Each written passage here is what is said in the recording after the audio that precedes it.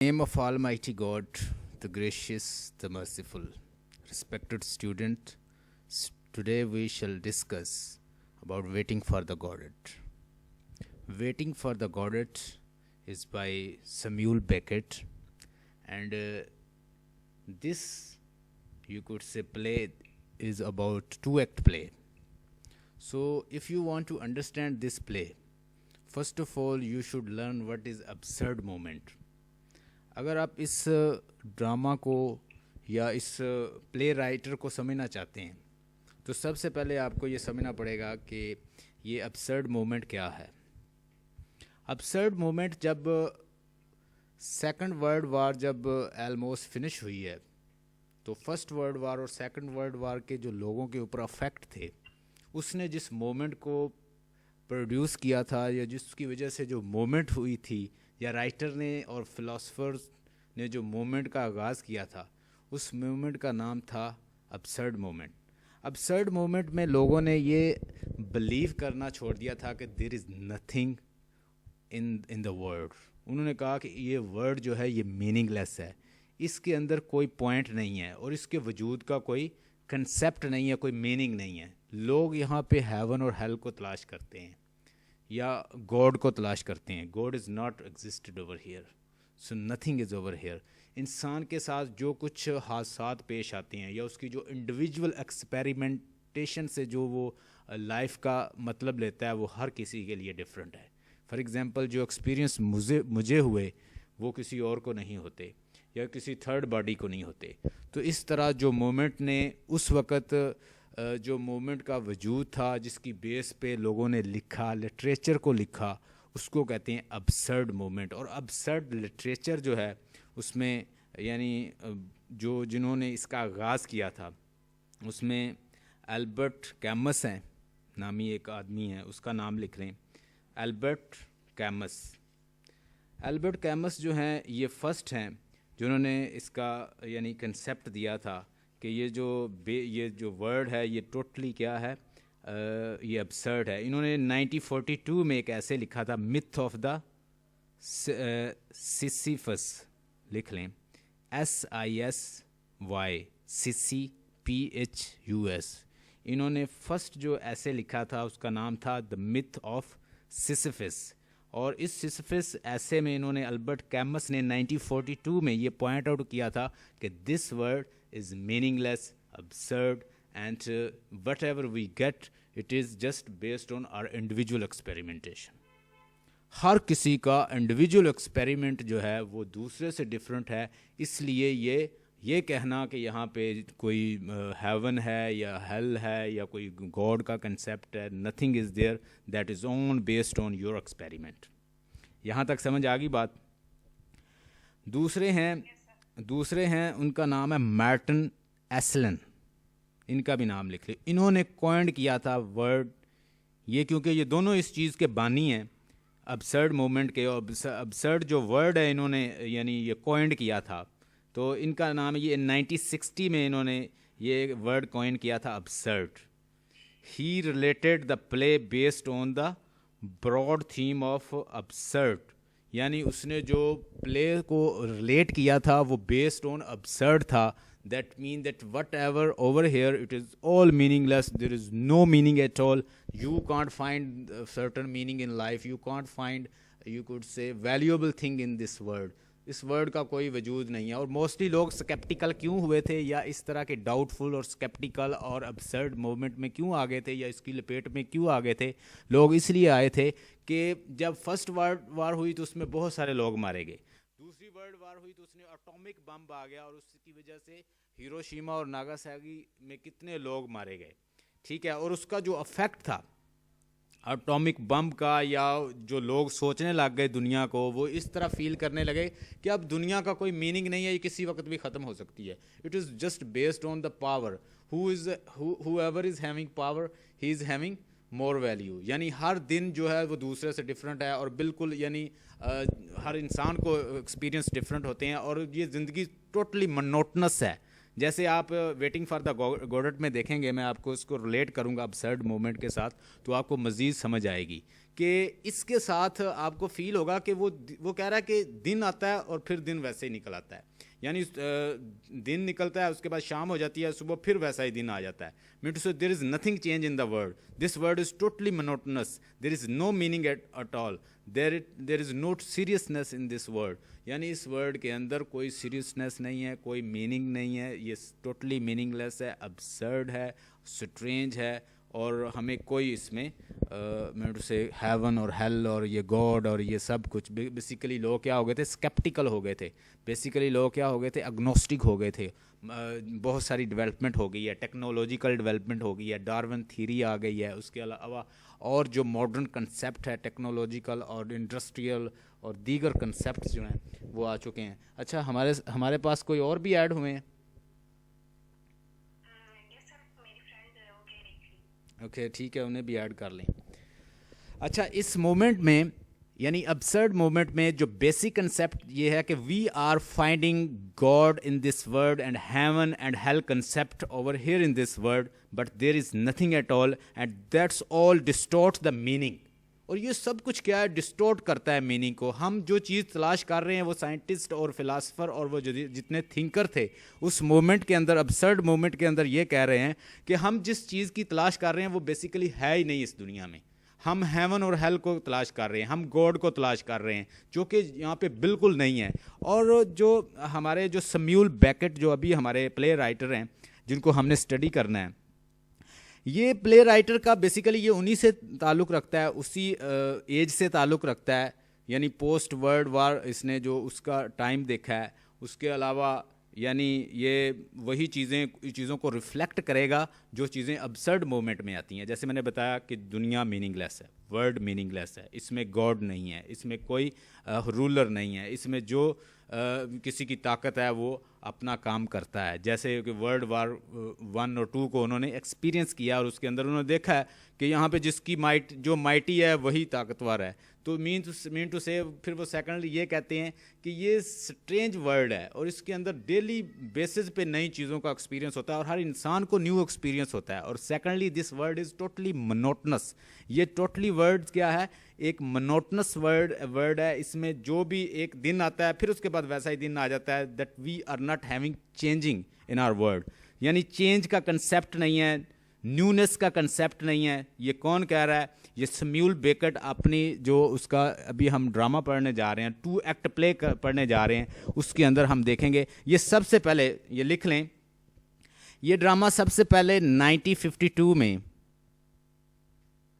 यानी क्या, ये ड्रामा सबसे पहले 1952 में ये लिखा गया था और ये फ्रेंच में लिखा गया था। ये फ्रेंच से बहुत इंस्पायर थे और बेसिकली जो सैमुअल बेकेट हैं वो क्या, सैमुअल बेकेट जो हैं वो बेसिकली आयरिश, एक आयरलैंड के रहने वाले हैं और आयरिश एक राइटर हैं और ये फ्रेंच से बहुत ज़्यादा मुतासर थे, ठीक है। और उससे भी ज़्यादा किस चीज़ से मुतासर थे? absurd मोमेंट जो हैं, उस मोमेंट के जो बड़े ग्रेट राइटर हैं। और इन्होंने 1952 में ये फ्रेंच में लिखा था, 1953 में यानी इसको इन्होंने पब्लिश भी किया है। उसके बाद इसको इन्होंने पेरिस में, ये सबसे पहले इन्होंने पेरिस में इसको यानी थिएटर पे इसको डिस्प्ले किया है। उसके बाद लंदन में भी इसको उन्होंने यानी डिस्प्ले किया है। 2 एक्ट प्ले है, totally you could say ambiguous है। आप इसे 100 दफ़ा भी पढ़ें तो आपको तब भी पता नहीं चलेगा कि इसके अंदर बेसिकली क्या है। मैंने अगले दिन भी अपने स्टूडेंट को ये बताया था कि आपका जो MA इंग्लिश है बेसिकली वो पार्ट 2 में शुरू होता है, क्योंकि जो जितने भी पार्ट 1 के राइटर हैं वो आपको बता देते हैं कि ये इसका मतलब ये बनेगा। जैसे मिल्टन कहता है कि what though the field be lost, all is not lost, our unconquerable will the study of revenge and mortal hate. यानी उसने जो आपको बता दिया उसकी इंटरप्रिटेशन वही बननी है, लेकिन यहाँ पे आपने इंटरप्रिटेशन खुद करनी है। अब देखें, वो जैसे वेटिंग फॉर द गॉडेट में वो कहता है, सबसे पहले करैक्टर ज़रा लिख लें, उसके बाद हम मज़ीद इसको डिस्कस करते हैं। ज़रा करैक्टर लिखें। सबसे पहला करैक्टर जो हमारे पास है इसमें वो है जी हमारे पास वेलेडमीर का लिखें, वेलेडमीर। और दूसरा है एस्ट्रैगन।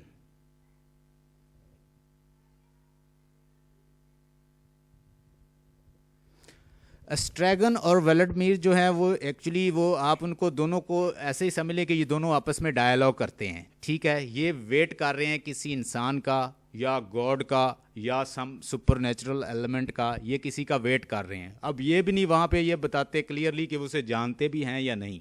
तो ये दोनों क्या है कि एक दरख्त है, ठीक है, उसके दरख्त के पत्ते बिल्कुल झड़े हुए हैं, उसके ऊपर कुछ नहीं है, उस दरख्त के नीचे बैठे हैं। अब ये दोनों आपस में कन्वर्सेशन कर रहे हैं और एक ने अपना जूता पकड़ा हुआ है, किसने, स्ट्रैगन ने अपना क्या पकड़ा हुआ है, जूता पकड़ा हुआ है। और दूसरा जो करैक्टर है उसका नाम है वेलेडमीर। जो वेलेडमीर है उसने उसके सर पे हैट है, यानी एक ने जूता पकड़ा हुआ है, वो कहता है जी जूता नहीं उतर रहा, तो ऐसे वो जूते के बारे में डिस्कस कर रहा है, कहता है कि जूता नहीं उतर रहा, कहता है कि नथिंग टू बी डन, लिख लें, कहता है जी जूता नहीं उतर रहा मेरा, और साथ वो कह रहा है नथिंग टू बी डन। दूसरा जो है सर से हैट उतारता है, फिर हैट सर पे ले, मैंने वही जो आपको कंसेप्ट बताया कि meaningless, no value, no meaning, no certain aim, यानी ये दुनिया क्या है। वो कहते थे, वो राइटर ये कहते थे, जो इस दौर के राइटर थे अबसर्ड मूवमेंट के, वो कहते थे कि ये दुनिया मीनिंगलेस है, इसके अंदर कोई वैल्यू नहीं है, इसका कोई ख़ास मकसद नहीं है, हम वैसे ही ऐसे ही बस यहाँ दुनिया में आए और स्पेसिफिक टाइम गुजारते हैं और चले जाते हैं। यानी हर बंदे के इंडिविजुअल एक्सपेरिमेंट है और उसके लिए दुनिया वही है जो उसका एक्सपेरिमेंट है। यानी ये आपने थीम इसका याद रखना है और राइटर इसके गिर्द ही घूमेगा। अब देखें यहाँ पे वो कहता है, वो हैट पकड़ता है, हैट फिर सर पे दे लेता है। ये दो करैक्टर हो गए। उसके बाद दो करैक्टर इसके जो पासर बाई हैं, यानी वो ये आपस में कन्वर्सेशन डिस्कोर्स कर रहे होते हैं, आपस में बातचीत कर रहे हैं, उनके पास से कोई गुजरेगा और ये इंतजार किसका कर रहे हैं, गॉडेड का लिख लें। जो गॉडेड बेसिकली है उसको आप सिंबल ले लें कि सुपर नेचुरल एलिमेंट है, कोई इनका निजात दहिंदा है, कोई इनके लिए गॉड है या कोई इनके लिए कोई पर्सन है। यानी ये किसी का इंतज़ार कर रहे हैं जिसके बारे में खुद यानी जो इसका राइटर है ये सैमुअल बेकेट, उससे किसी ने पूछा, जब ये ड्रामा उसने लिख लिया तो उन्होंने पूछा कि गॉडेड कौन है, तो वो आगे से कहता है कि इसको परहैप्स समझें, इसको ये समझें कि I myself don't know who is Godot. कहता है कि मैं खुद नहीं जानता गॉडेड कौन है। इट मीन कि उसने जो ये लिखा है ये बड़ा एम्बिगुअस लिखा है। आप इसे 100 दफ़ा पढ़ें कि राइटर खुद कह रहा है कि मैं खुद नहीं जानता गॉडेड कौन है, तो it mean that writer is creating some ambiguity. ये तो खुद सैमुअल बेकेट ने नहीं बताया कि रियल पर्सन कौन है गॉडेड। अब यहाँ पे ज़रा देखिएगा, हमने दो करैक्टर मैंने आपको बताए। एक करैक्टर का नाम क्या है, उसका नाम है वेलेडमीर। वेलेडमीर लिख लें, क्रिश्चियन वैल्यूज़ को पसंद करता है, इंटेलिजेंट है और उसके बाद इंटेलेक्चुअल है, क्रिश्चियन को पसंद करता है, क्रिश्चियन क्राइस्ट को मानता है और इसके बारे में डिस्कस भी करेगा। दूसरा जो एस्ट्रेगन है, एस्ट्रेगन बेसिकली ब्लॉकड आदमी है, फॉरगेटफुल पर्सन है। और सेकंडली आप इसकी पर्सनैलिटी में देखेंगे कि चीज़ों को भूल जाता है, उसे याद ही नहीं रहता उसने क्या किसी को कहा है, और ये बिल्कुल टोटली डिपेंडेंट है किसके ऊपर, वेलेडमीर के ऊपर। अगर वेलेडमीर ना हो तो ये ऊपर वहाँ से जा भी नहीं सकता। इवन कि बड़ी दफ़ा ये आपस में लड़ते हैं, गालियाँ भी देते हैं, लेकिन उस जगह से नहीं जाते। ये बेसिकली दो दिन का प्ले है कि दो लोगों ने अपनी 2 दिन की ज़िंदगी कैसे गुजारी है, यानी ये इकट्ठे 2 दिन गुजारते हैं। पहला जो एक्ट है उसके अंदर वो सारा बताते हैं और सेकंड जो एक्ट है उसके अंदर ये फिर वेट ही करते रहते हैं और उसके बाद ये एंड हो जाता है। अब दूसरा इसके बाद जो करैक्टर आते हैं पोजो और लकी। पोजो का लिखें, पोजो यानी ये मैं अभी तीसरा करैक्टर आपको बताने लगा हूँ। पोजो बेसिकली ऑनर है, एक एरोगेंट है, एक प्राउडी इंसान है, एक जालिम शख्स है, और ये अपना जो इसका सर्वेंट है उसका नाम है लकी, और लकी को ये बहुत परेशान करता है। मीन टू से लकी गले में इसने एक रोप डाली हुई है, रस्सी डाली हुई है, उसे ऐसे जैसे किसी डॉग की तरह इसने पकड़ा हुआ है, और उस नौकर के हाथ में, उस सर्वेंट के हाथ में एक स्टूल है, एक बैग है, ठीक है, और इसने हाथ में एक हंटर पकड़ा हुआ है।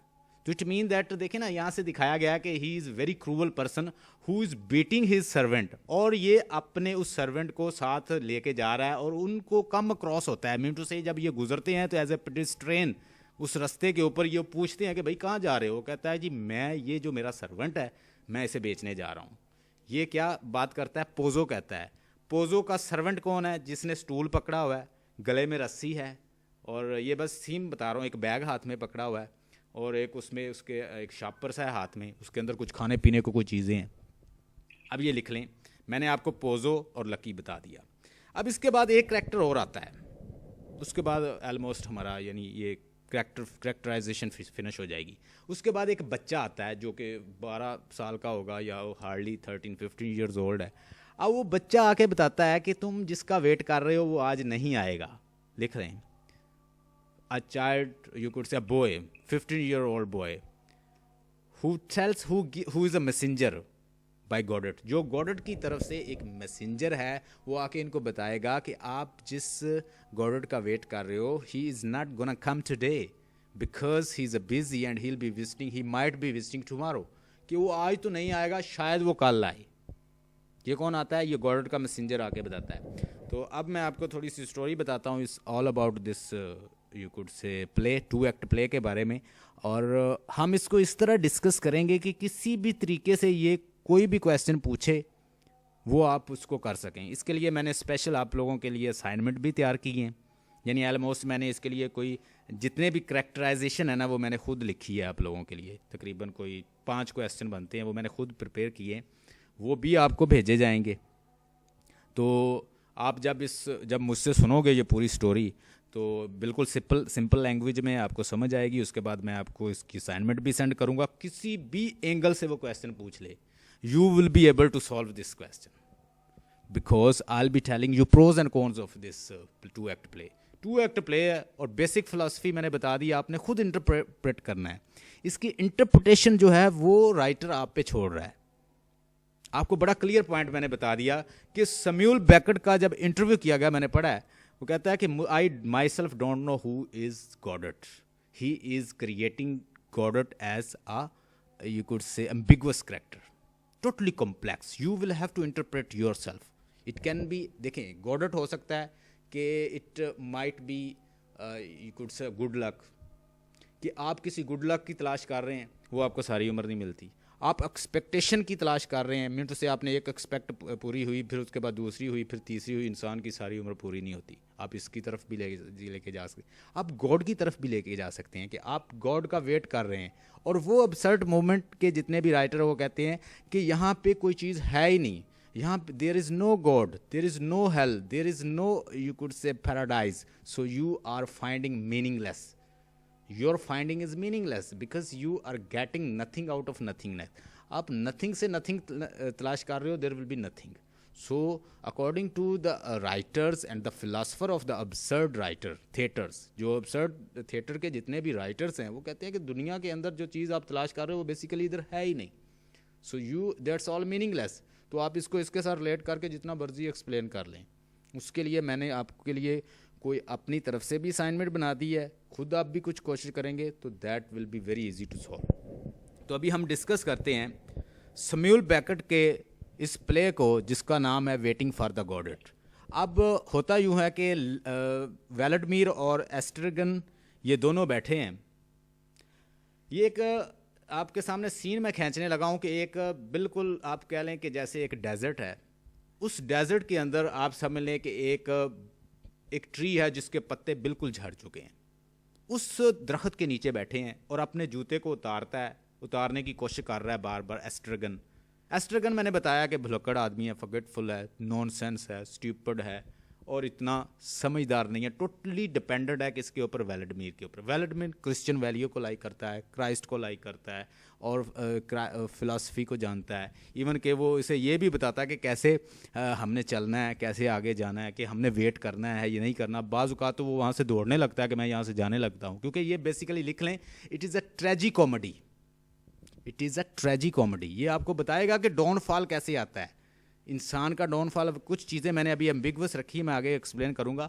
होता यूँ है कि ये दोनों आपस में बात कर रहे हैं। वो अपना जो बूट है, जिसे हम बूट कहते हैं, मैं उसे शू कहते हैं, वो शू को उतारता है, बड़ी कोशिश करता है उतारने की, तो वो उतर नहीं रहा। फिर कहता है कि नथिंग टू बी डन।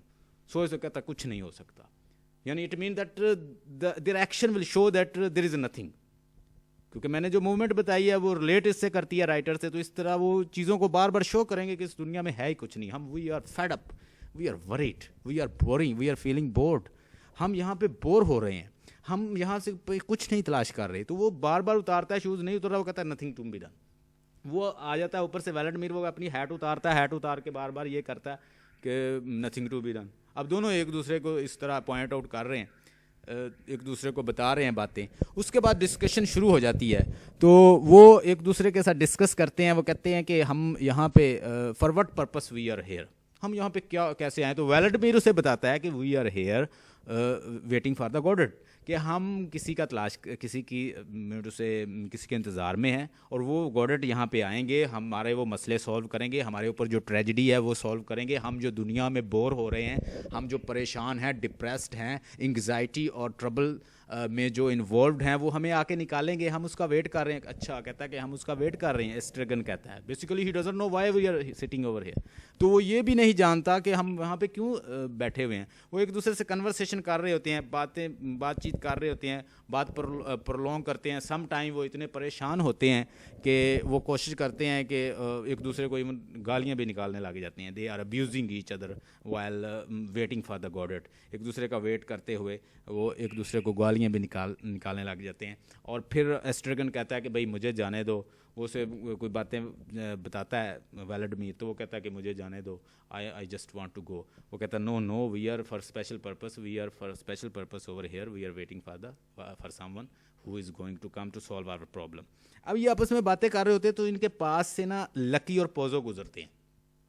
अब पोजो ने क्या किया, पोजो एक बड़ा जालम, क्रूअल, एरोगेंट इंसान है। उसने क्या किया हुआ है, उसने अपने मुलाजम को क्या पकड़ा, एक स्टूल पकड़ाया हुआ है, एक उसने उससे क्या बैग पकड़ाया हुआ है, एक उसने हाथ में उसके एक कोड़ा है, यानी जिसे हंटर कहते हैं, वो पकड़ा हुआ है, और प्लस उसको ये सारी चीज़ें उसने उठाई हुई हैं, और वो पास से गुजर रहा है और गले में रस्सी डाली हुई है, उसे खींच रहा है। अब वो स्टूल रख देता है, उसके ऊपर पोजो बैठ जाता है। पोजो बैठने के बाद मिनट से उसके बाद वो कहता है निकालो शापर निकालो। वो शापर निकालता है। शापर निकालने के बाद शापर खोलता है, उसके अंदर खाना होता है। पोजो बैठ के खाने लग जाता है। खाने लग जाता है वो पोजो नीचे, वो लकी नीचे बैठ जाता है। लकी अब नीचे बैठा हुआ, वो ऊपर स्टूल के बैठता है, बैठ के खाना शाना खाता है। खाना खाने के बाद वो उसे हड्डियाँ जो है ना ऐसे फेंकता है। हड्डियाँ फेंकता है तो उसे भूख लगी एस्ट्रेगन को। एस्ट्रेगन कहता है कि मैं ये हड्डियाँ खा लूँगा, if you allow me, permit me, I want to eat this because I am feeling hungry, I am hungry and I want to eat this bones. तो वो आगे से कहता है कि ये हड्डियाँ जो है ना वो ऐसे फेंकता है अपने, basically it is showing the symbol of arrogance. Symbol of arrogance है कि उसकी तरफ फेंकता है। तो वो आगे से फिर वो कहता है कि ये मेरे, आप ऐसा करेंगे, आप मेरे, आयरनी है इसके अंदर, स्टायर है, कि वो कहता है कि अगर तुमने खानी है तो मेरे मुलाजम से पूछ लो, बिकॉज ये it is for my servant. कहता है ये मेरे सर्वेंट के लिए है, अगर ये इजाज़त देता है तो आप खा लो। तो वो आगे उससे पूछता है एस्ट्रेगन लकी से, जो कि सर्वेंट है, कि क्या मैं खा लूँ। तो वो आगे से कुछ नहीं बोलता, बिल्कुल सर भी नहीं हिलाता, वो आराम से उठा के खा लेता है। उसके बाद ये एक ऐसा सीन शुरू हो जाता है। उसके बाद ये कन्वर्सेशन करने लग जाते हैं, एस्ट्रेगन और वेलेडमीर, और उसके बाद पोजो, वो आपस में कन्वर्सेशन करते हैं। वो कहते हैं कि why are you over here, where are you going, आप कहाँ जा रहे हो। पोजो से कहते हैं, पोजो कहता है कि मैं इससे अब तंग आ गया हूँ, ये मुलाजम मैंने रखा है, ये अब काम नहीं करता। हालांकि उससे सारे काम करता है, सफाई करवाता है, सामान उठवाता है, स्टूल उठाया हुआ है, उससे उस पर कोड़ा, जब दिल करता है हंटर मारता है उसको, और जब दिल करता है उससे काम लेता है, वो सारे काम भी कर रहा है। तो वो किसे कहता है कि क्यों इस कहाँ जा रहे हो। वो आगे कहता है कि ये अब काम नहीं करता, ये मेरे मतलब का नहीं रहा, मैंने इसे बड़ा यूज़ कर लिया है इस मुलाजम को, अब मैं इसे बेचने जा रहा हूँ, मेला लगना है इधर, तो मैं वहाँ बेचने जा रहा हूँ। अब लक्की को पहले ये नहीं पता होता कि ये मेरे बारे में ऐसे ख्यालात रखता है। लक्की जब इस बात को सुनता है सर्वेंट, तो वो रोने लग जाता है। He started weeping while listening to his owner's comment. अपने ऑनर के कमेंट सुन के लकी रोने लग जाता है। वो लकी रोता है तो चीखे मारने लग जाता है, उसे दुख होता है कि मेरा मालिक मेरे बारे में ये ख्यालात रखता है, मैं इसकी इतनी खिदमत करता हूँ। तो वो उसके पास एस्ट्रेगन आता है, उसे कहता है कि वाई आर यू वीपिंग, उसके ऊपर हाथ रखता है। तो लकी जो है ना उसके पाँव के ऊपर काट लेता है, तो वो ना जख्म, वहाँ से ज़ख्म हो जाता है, वाउंडेड हो जाता है। तो वो वाउंडेड हो जाता है थोड़ा सा एस्ट्रेगन। तो उसके बाद मिनट से कन्वर्सेशन करते हैं कि भाई तुम कहाँ जा रहे हो, वो सारी सब कुछ बताता है। उसके बाद यानी ये कन्वर्सेशन करते हैं और ये एक दूसरे के साथ वो दोनों का सीन जो है ना वो चला जाता है। मिनट से they are finished, they have gone. कौन चले गए हैं, पोजो और लकी वहाँ से चले गए हैं। अब एट द मोमेंट वहाँ पे कौन है, अब एस्ट्रगन और वेलेडमीर दोनों हैं, वो दोनों में एक दूसरे कन्वर्सेशन करते हैं, फिर वो परेशान होते हैं, परेशान होने के बाद बोर होते हैं, बोर होने के बाद इवन खुदकुशी का सोचते हैं, कहते हैं कि उसने तो आना नहीं है, हम खुदकुशी कर लेते हैं, खुदकुशी करने की कोशिश करते हैं। फिर कहते हैं, एक कहता है कि मैं खुदकुशी कर लेता हूँ, वो कहता है जी तुमने खुदकुशी कर ली तो ये ज़्यादा बोर होगा। मेन चीज़ है कि बोरिंग जो थीम है वो साथ साथ रहेगा। वो कहता है, एक कहता है कि मैं खुदकुशी कर लेता हूँ, वो कहता है कि अगर तुमने खुदकुशी कर ली, एस्ट्रगन से वेलेडमीर कहता है अगर तुमने खुदकुशी कर ली तो फिर मैं ज़्यादा बोर होऊंगा, यार तुम खुदकुशी ना करो। कहते चलो जी हम पोस्टपोन कर देते हैं, खुदकुशी नहीं करते। उसके बाद एक मैसेंजर आ जाता है, जिस बच्चे का मैंने जिक्र किया, 15 साल, कोई 12-13 साल का बच्चा है, वो वहाँ पे आता है, वो आके बताता है कि भाई आप वेट कर रहे हो, आज उसने नहीं आना, वो कल आएंगे, जो गॉडट हैं वो कल आएंगे। और इस तरह शाम का सीन जो है वो शाम का सीन हो जाता है, वो बातें करते हैं, उसमें गपशप लगाते हैं, खाना खाते हैं, उसके बाद सो जाते हैं। अब जो दूसरा सीन है वो फिर सुबह वैसे ही सुबह से होगा, यानी वो वहाँ पे पर्दा जो थिएटर में होता है वो ऐसे गिरा देते हैं। अब दूसरा सीन आएगा, एक्ट टू आएगा। एक्ट टू के बाद वो मॉर्निंग हुई है, वैसे ही वो वहाँ पे वेट कर रहे हैं, अब दोबारा फिर वहाँ पे आए, एस्ट्रगन सब कुछ भूल चुका है, ही फॉरगॉट ईच एंड एवरीथिंग। वो पहले ही भुलक्कड़ है, मैंने बताया, वो टोटली भूल चुका है कि हम यहाँ पे क्यों आए हैं, क्या कर रहे हैं, क्या नहीं कर रहे, टोटली मीनिंगलेस है उसके लिए। उसे कहते हैं कि यार तुम्हें पता नहीं है कि हम यहाँ पे गॉडेड का वेट कर रहे हैं, तो वो टोटली भूल चुका। कहता है किस गॉडेड का, I don't know any godhead. अब वो टोटली भूल चुका है, उसे कोई पता नहीं हो किसका वेट कर रहे हैं, किसका नहीं कर रहे। वेलेडमीर उसे याद करवाता है कि हम यहाँ पे आए हैं, we are here to wait for the Godot and we have to wait until he comes over here, will not move, हम यहाँ से नहीं मूव करेंगे। कहता है अच्छा, they are talking about this. And after that वो देखते हैं, ऊपर देखते हैं, तो वही जो मिनटों से उनके पास दरख्त होता है, ट्री होता है, उसके ऊपर बिल्कुल वो लीफ आ गए हैं, उसके बाद पत्ते आ गए हैं, ग्रो हो गए हैं, और उसके बाद काफ़ी चेंजिंग आ गई है, वो सराउंडिंग में देखते हैं। अब वो बातें आपस में कर रहे होते हैं, तो फिर लकी और पोजो जो होते हैं वो दोनों आ रहे हैं। अब लकी बदल चुका है, लकी जो है वो डेफ, गूंगा हो चुका है, जो उसका सर्वेंट, और वो ब्लाइंड हो चुका है, यानी वो गूंगा है, अब वो ब्लाइंड हो चुका है, अब टोटली रिफाइंड बन चुका है। कौन? पोजो से वो कहते हैं कि भाई तुम तो ऐसे थे, ये से, वो कहता मुझसे ज़्यादा बातें ना करो। अब बिल्कुल पोजो खामोश है, उसे बातें भी कर रहे हैं, उसे टांट भी कर रहे हैं, टीज़ भी कर रहे हैं।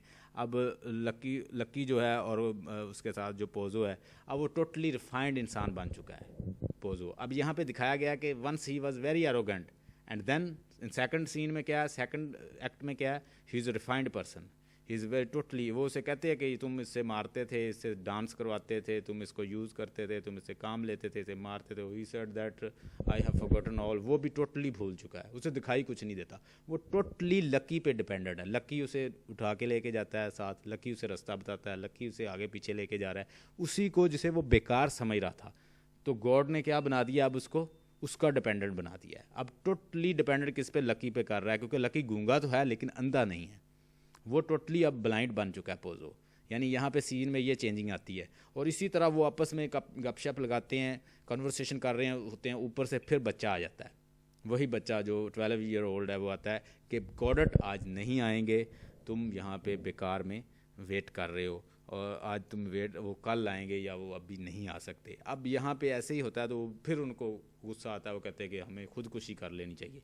तो वो क्या अपना बेल्ट निकालते हैं, बेल्ट निकालने के बाद खुदकुशी कर लटकाने की कोशिश करते हैं, और बेल्ट वो साथ को जब खुदकुशी करने की कोशिश करते हैं वो टूट जाता है।